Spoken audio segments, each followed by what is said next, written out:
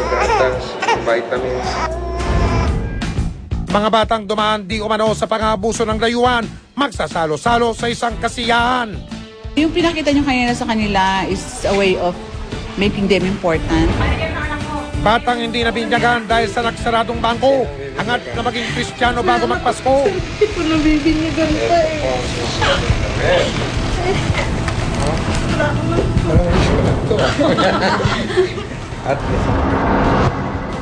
Magandang gabi po, ako si Mike Enriquez at ito ang investigador. Bilang pasasalamat sa mga nagtiwala sa amin, minarapat naming magatid ng munting kasiyahan sa ilang dumaan sa matinding pagsubok ngayong taong ito. Taong 2009 nang mahuli ang isang dayuhan na mahilig daw sa mga bata. Binalikan namin ang di umano'y mga nabiktima dahil higit sa lahat, ang Paskong ito ay para dapat sa kanila. Noong Mayo, nabisto ng investigador ang di umano'y pang-aabuso sa ilang menor de edad. Hinihipo-hipuan niya ako sa hita, tapos sinalikan niya ako. Tapos sinubaran niya ako. Minanman na namin ang galaw ng itinurong bugaw. Tinunto namin ang kanilang pasyalan.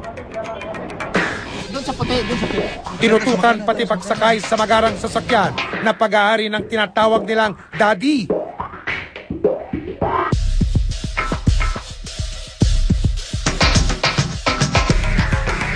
Sinunda namin hanggang sa eksklusibong kondominium sa Makati.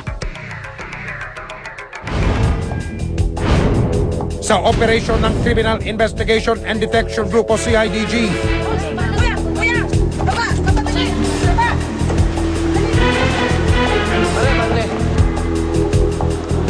Nahuli ang isang dayuhan na may mataas na tungkulin sa isang pangdaigdigang organisasyon. Kasama niya sa loob ng kotse ang 12 taong gulang na bata. Kasi sinabi niya sa amin na binata daw. Parang gusto namin makita. Tapos di na kami nakapalag. At pati na rin ang lalaki na di umano'y bugaw. Habang nagsisex sila, nandun ako sa likod ng kotse, nakaupo lang. Tapos sila nandun sa may harapan. Ilan yung mga bata na dinadala mo dun sa kanila? Nasa 10 lang po. Nasa 10 lang po?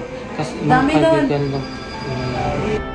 Kinasuhan ang dayuhan at umaming bugaw ng paglabag sa Republic Act 9208 o ang Anti-Trafficking in Persons Act of 2003. Sinampahan din ang dayuhan ng paglabag sa Republic Act 7610 o ang Special Protection of Children Against Child Abuse, Exploitation and Discrimination Act. Reclusion temporal, ito po ay 12 years and 1 day to 20 years imprisonment. Ang iba pang itinurong biktima ng dayuhan isinailalim sa pangangalaga ng DSWD para dumaan sa masusing pagpapayo at therapy. Babayan ng tirihan. Si Daddy, halikan ko daw po siya. Counseling, psychological evaluation, psychological intervention, maybe later on psychiatric help, and consistent tanggal dun sa kanilang environment na yon, mababago sila. Ngayong magpapasko, kinamusta namin ang mga batang naabuso di umano ng nasabing dayuhan. May pag-asa ba maging normal? Nag-ano si CPTSA na pinatherapy mo sila ngayon? Paano bang therapy? Ganito? Parang kailangan niya, pinapadrawing, pinapaplay, in-interpret. Meron sila ng diary, may journal sila. Ano yung mga nararamdaman mo ngayon? Ano yung gusto mong baguhin sa sarili mo? Ano yung pagtingin mo doon sa nangyari sa'yo? Tapos pinaprocess mo yun.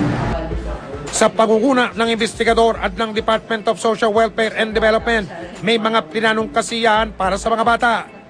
Kasama rin ang Technical Education Skills and Development Authority o TESDA at ang Bureau of Corrections para magturo ng tinatawag na livelihood o ilang pagkakalibangan at pagkakakitaan ng mga kabataan. Sa TESDA naman po, tayo naman na may inihandang mga programa na makakatulong sa kanila.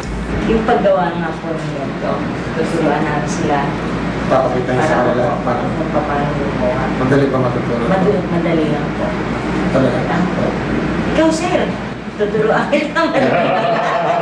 Yan ang sideline ni sir. Sa bahay ampunan na kumakalinga sa mga batang aming nasagip, ginanap ang kasiyahan. Bilang panimula, masayang nagpapinta sa muka ang lahat ng mga bata. Maya-maya dumating na ang best friend nilang si Santa Claus.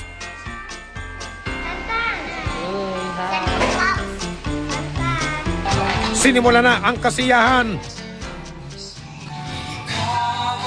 May kantahan. Hataw sa sayawan ang mga kabataan. Kaya pati ang pinuno ng bahay ampunan sumali na sa tawan. At ang 5 batang aming natulungan hindi nagpatalo sa pagtatanghal. Patalbugan sa pagindayog. May tiyempo ang kanya-kanyang kebot. Kung dati lungkot ang namumutawi, ngayon bakas ang ngiti sa kanilang mga labi. Matapos ang sayawan, kainan naman. Itinuro na rin ang kanilang mapaglilibangan. Apat, close nyo, tapos mag-shoot na naman po tayo. Nagawa niya na kaagad.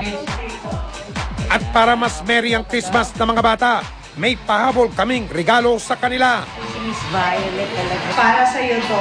Okay. Thank you. Pili ka kayo na? Wow, sa ilalim pa sa pumili. Black. Yeah. Wow. Okay, ano sasabihin mo? Thank you.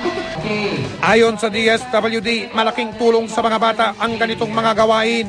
Yung pinakita nyo kanina sa kanila is a way of making them important, showing that they are loved. Some people like you na being looked upon, like the group of investigador under the leadership of Mr. Mike Enriquez, ay binibigyan sila ng importansya. Sa kasalukuyan, patuloy pa rin ang therapy ng mga bata. Yung trauma nila about what happened to them ay ina-address, unti-unting pinag-uusapan.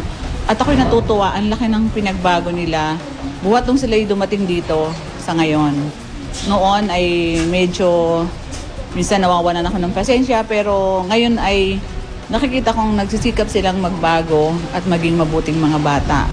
Malaki na ang kanilang pinagbago. Nagba-Bible study na rin po kami. Tutorin na rin po kami maligo ng maaga. Samantala, tuloy pa rin ang kaso laban sa inireklamong dayuhan. Maraming salamat sa investigador kasi kung hindi dahil sa kanila, lalo na kay Mr. Mike Enriquez, ang kapuso, ay hindi natin matutuklasan na mayroong ganitong mga pang-aabuso na sexual na ginagawa sa mga bata natin na underage. Malalim man ang sugat na dulot ng kanilang pinagdaanan, hangad namin ang katarungan na maaaring baunin ng mga kabataan patungo sa kanilang magandang kinabukasan.